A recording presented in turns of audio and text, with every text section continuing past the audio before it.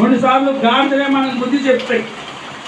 ఇప్పుడు సేవకుడు చెప్తాను రాదా, పత్తిసేలో దేవుడు ఎవరిని పెట్టిండో, ఎందుకో చర్చి బొమ్మని. అది కూర్చుదానా, 400కు ఆశపడి వచ్చావు, నువ్వు కానీ పత్తి కోసావంటే కాటేస్తా ఓ మరి. అందుకని అవును, మీరు అడగొచ్చు, దేవుడు ఇట్ట కూడా చేస్తాడా? చేస్తాడు. ఎందుకంటే మనకు బుద్ధి చెప్పేదానికి దేన్నో ప్రకృతిని దేవుడు వాడుకుంటాడు. ఆమేన్.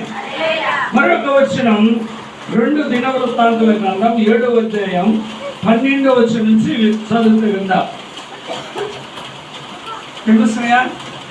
ముందుగా రాస్తున్నాయి, కుర్చీలో ఉండే వాక్యం చెప్తారు, డిస్టర్బ్ అవుతుంది. రాముడు మాకు చదువు, మా 2 దినవృత్తాంతాలు